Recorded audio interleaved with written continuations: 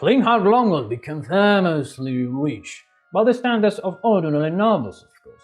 Throughout hard work, carefully coding of income and expenses, cunning and strict neutrally, he managed to sell equipment both for one side in war to other side in war. This allowed him to amass a considerable fortune and even purchase as a state with the surrounding lands in his sovereigns. After a year of peaceful life, Flintharth gathered the harvest with him slaves. However, once he calculated everything, he realized that the trade had bought him more profits, while the estate, besides its income, imposed heavy expenses. It had to be defended and required servants and slaves to protect his land. As a result, he decided to sell the estate to Hendrik the Fullerton at a low price. Even so, that price was several times higher than the Flintharth had originally bought the estate and its lands from Mark the Asturian. Mark knew if he did not sell this land, he would soon be hunted by his enemies. The estate, the land, would be burned. So he sold everything because Flintharth was near, along with his prized iron helmet. Flint chose to continue wandering the world and growing rich as he had before. He purchased the witcher Gunnar to join him. Gunnar had nothing better to do anyway, only drink and mourn his mentor who had fallen to a griffin. With the money from the sale of the estate, he bought proper armor for the witcher instead of the miserable junk he had worn before. Gunnar already had a good silver sword. Thus, the battle brothers bought a barge, paid the fare, and sailed to the Osterstrand. The first contract in this region was simple. Scout mission. Find where located house of mortality near the southern lands.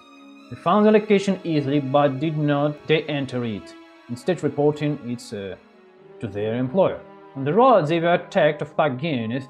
3 were carried down without difficulty. The armored witcher, thought unaccustomed to armor, dealt with 2 beasts easily. Flint killed just one, but he managed to bite him. He decided that he no longer wished to fight in close combat and would rely on his crossbow instead. Battle brothers got 300 crowns and another 2 dozen on top. Fine profit, but however, food was far more expensive. Seeing armored warriors, local sellers raised price several-fold, knowing they could extract money from them. Flint realized that in the future they would need either their own supplies or a productive holdings of their own. Otherwise, buying food, such prices would lead to ruin.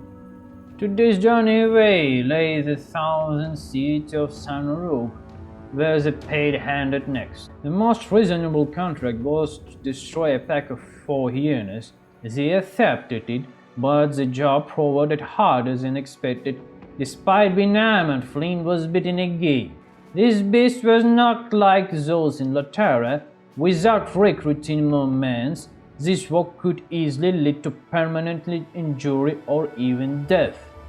In the same city, they took a caravan escort contract to Eisenhaus in the north. The journey passed with minor incident. A group of goblins attacked, but the guard slaughtered them, which Gunnar killed a record 3 goblins, while Flint landed 3 crossbow shots. Upon arrival, they were paid and found they had accumulated 2,000 crowns. A great sum, enough to buy more equipment and recruit men. 1,000 crowns they commissioned a finely crafted banner for the company. Along the road, there were many opportunities for easy robbery. A frail old man with a wing, drunken noble in furs and jewelry, all of this occurred in deserted place, yet they refined. Flint understood that robbery brought only immediate gain, whether they need a good reputation and rival contracts for mercenary work and for the trade in these dangerous lands. On the 8th day of travel, they received another contract to drive bandits near Eisenhaus. It was survival. Poorly equipped rebels stood no chance against armored warriors. However, that night they were attacked by neck-swift, monstrously bloodthirsty creatures that devoured the undead to grow stronger. This time the fight went better than previous. Flint held the high ground and with shield received, while Gunnar cut the creatures down one by one from the flank. Flint suffered a serious wound from a large beast that had devoured 2 of its skin.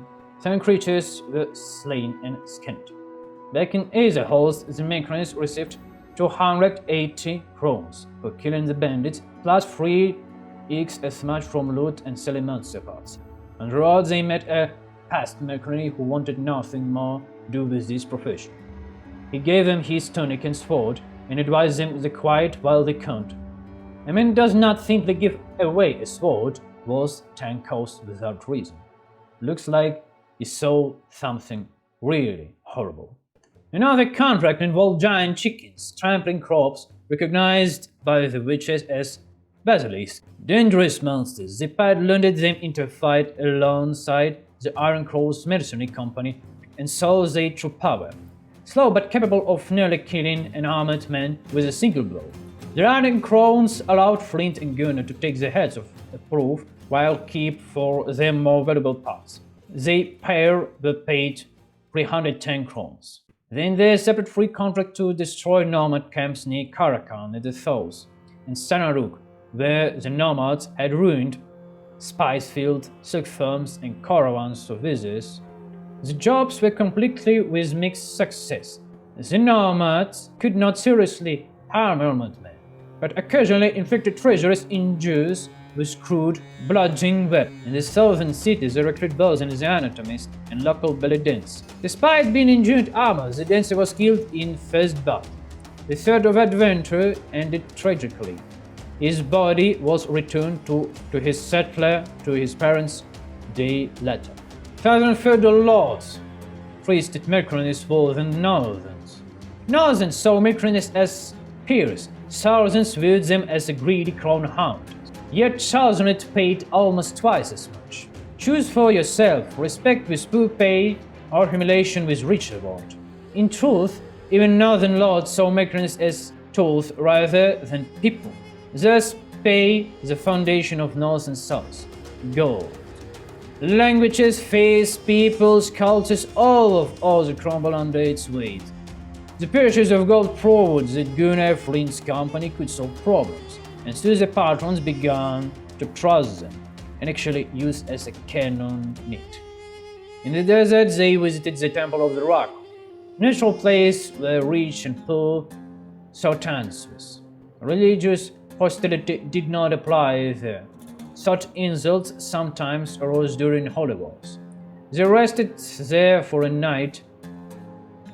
The 4,000 contract failed. Instead of nomads, they acquired a necromant raising the dead.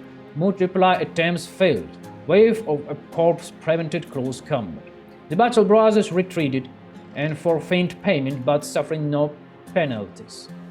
They next delivered a package from Karakan to Ostrestan.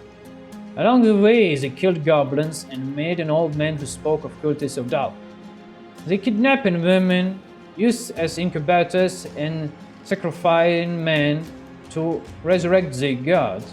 Whatever true it or not was unclear, but the man showed no sign of lying. They also encountered a fortune teller who tries to export money from Flint. When he refuses to pay, she attacks him verbally. Flint kicked her in the stomach, took her silver ring and silk shawl and sold them in the set. This, he reasoned, did not count as a rob and harnessed the folk. Fortune tellers were another matter. Upon reaching Osterstrand, they decided they need their own caravan. Carrying loot by hand was no longer feasible. Purchase pack horses, wagon, and equipment would cost around 5,000 crowns. Reward for hardship was more hardship. They needed more contracts. Near Osterstrand, they recovered a stolen relic and destroyed a gang of thieves without difficulty. The Alps, however, was a serious threat. Flint nearly died in the fight, and he retreated. Like his uncle before, he greedy had led him to save a manpower, but the witcher Gunnar carried the battle.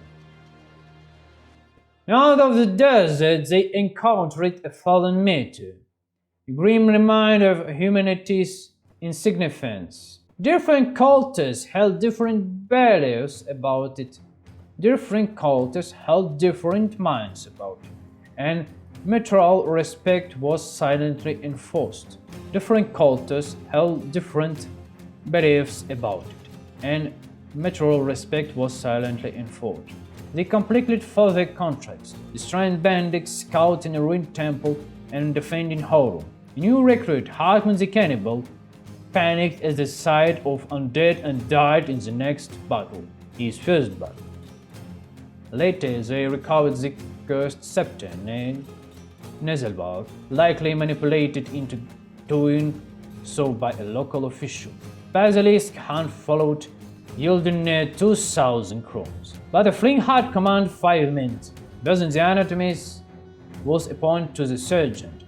A patrol contract paid per head taken. They cleared a ruined temple of Gus and earned another 2,000 crowns. They spaced 50 days of wandering. 17 contracts completed. 7 missions achieved. Losses and results for 50 days.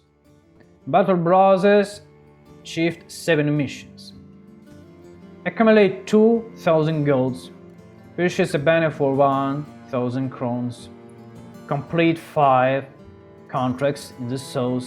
Accumulate 7,500 golds. Recruit 5 fighters for a squad. Appointed drill sergeant. Become a professional in the eyes of employers. Fighter lost 2 souls. Arena battles 1 battle. Enemies 2 lakhs enemies slain 71. Beasts slain 49. There were no longer 2 adventures, but a discipline common for 5 armored warriors.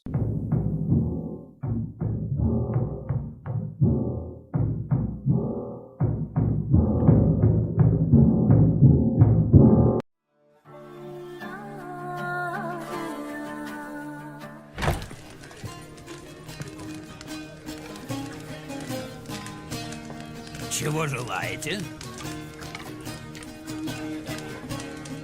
Дай бутыль жжёнки.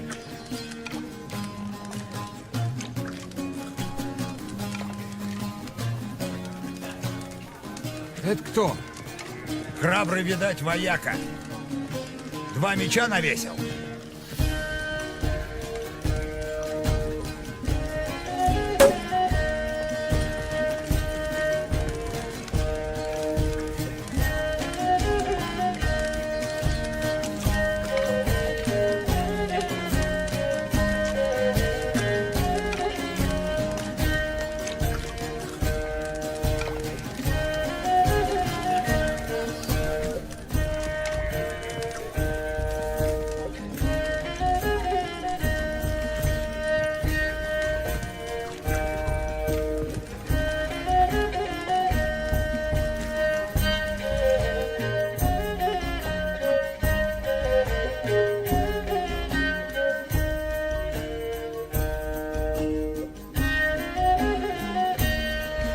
Я хочу сыграть в мужской гвинт.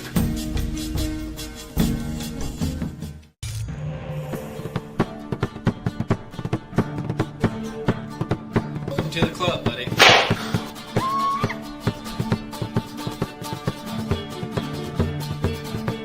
Take it, boy.